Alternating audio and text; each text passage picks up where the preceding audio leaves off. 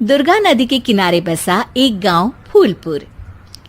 गांव में कुछ 100-150 लोग रहते थे। अंजलि, जो कि पास ही के जिले में रहती थी और 12वीं पास कर चुकी थी, उसके पिताजी ने बेटी को जल्दी विदा करने के लिए उसकी शादी फूलपुर गांव के मुकेश से करवा दी थी। मुकेश कभी स्कूल नहीं गया था और इस कारण वो पढ़ा लिखा नहीं था और बाकी गांव वालों की हालत भी मुकेश जैसी ही थी। मुकेश के घर में उसके माता पिता भी रहते थे। सासू माँ, मैं बाहर मंदिर तक जा रही हूँ, आधे घंटे में आ जाऊंगी। अरे अभी कहीं जाने की जरूरत नहीं है, चुपचाप जाके रसोई में रात के खाने की तैयारी करो। और ये घूंघट क्यों हटा लिया है तुमने? क्या पता नहीं कि इस गांव में औरतें बिना घूंघट के नहीं रहती? रात में अंजलि छत पर जाकर अपनी मम्मी से बात कर रही होती है। तभी गांव की 3-4 औरतें उसे देख लेती है। दरवाजे पर आकर उसकी सास से शिकायत करने लगती है। और क्या हुआ? अरे छत पे तो देखो, आपकी बहू मटक मटक के किसी से फोन पर बात कर रही है। दिन भर फोन पे लगी रहती है। अरे कल तो मंदिर के पास वो क्या कहते हैं, सेल्फी ले रही थी। शहर की बहू रखना अच्छा शान की बात है, पर देखना इसके लक्षण से ये तो तुम्हारे परिवार को बदनाम ना कर दे। ये पहली बार नहीं था जब सास से गांव के लोगों ने अंजलि की बुराई या शिकायत नहीं की हो। अब तो ये रोज की बात थी। अंजलि ये सब सुन लेती है। जब वो नीचे जाती है तो मुकेश भी वहां आ जाता है। सास कहती है, बेटा, लोग घर आकर शिकायत करने लगे हैं बहू के कामों की। देख लो, पति हो, संयम से रखो इसे। माँ जी, मैं तो अपनी माँ से बात कर रही थी, क्योंकि यहाँ कोई बात करने लायक ही नहीं है और अब मैं माँ के पास ही रहूंगी। वहाँ क्या रहना, वहाँ बाहर के लोग तो ठीक है, पर घर के लोग भी इज्जत ना दे सके। अरे नहीं नहीं अंजलि, ऐसा नहीं है, धीरे धीरे सब ठीक हो जाएगा, तुम फिक्र ना करो। अरे बस कुछ बोलना ही नहीं है, सर पे चढ़ा रखा है बहू को। सास मुकेश की नरम बात सुन के वहां से मुंह चढ़ाकर चली जाती है। मैं तो कहती हूँ हम दोनों शहर चले जाते हैं। मैं पढ़ी लिखी हूँ, मुझे वहाँ नौकरी भी मिल जाएगी और थोड़े दिनों में आप भी वहाँ कुछ काम ढूंढ लेना।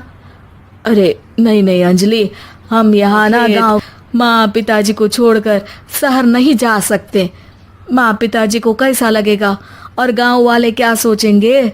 ये कहकर मुकेश सोने चला जाता है और अंजलि की गांव वालों द्वारा बुराई का सिलसिला बहुत दिनों तक चलता ही रहता है। लेकिन अंजलि गुस्सा ना दिखाते हुए समझदारी से काम लेती है। बारिश का मौसम चालू हो जाता है। जोरदार बारिश से पूरे गांव में हाहाकार मच जाता है। दुर्गा नदी में बाढ़ आ जाती है और बाढ़ का पानी पूरे गांव की फसल तबाह कर देता है। फसल की ये हालत देखकर गांव वाले निराश हो जाते हैं और बात तो यहाँ तक पहुँच जाती है कि कुछ लोग तो अंजलि को इस सब का दोषी ठहरा देते हैं। अरे पूरी फसल तबाह हो गई, पता नहीं किसकी नजर लग गई है। अरे जब से चौधरी परिवार में ये शहर की बहू आई है ना, तब से ही गांव की शांति चली गई है। इसके कर्म कांड से माँ दुर्गा नहीं है। ये सब सुनकर बेचारी अंजलि रोते हुए अपने घर चली जाती है।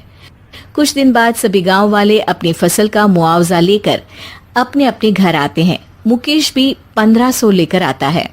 अंजलि को जब पासबुक दिखाता है तो अंजलि हैरान हो जाती है। अरे, ये पासबुक में तो उन्होंने 4000 की एंट्री करी है और आपको सिर्फ 1500 दिए। सच में? अरे, वो सरकारी अफसर आपको बेवकूफ बना रहे हैं। सरकार की तरफ से हमें 4000 मिले हैं, लेकिन बाकी का सारा पैसा खुद ही खा रहे हैं। आप लोग के अनपढ़ होने का फायदा उठा रहे हैं।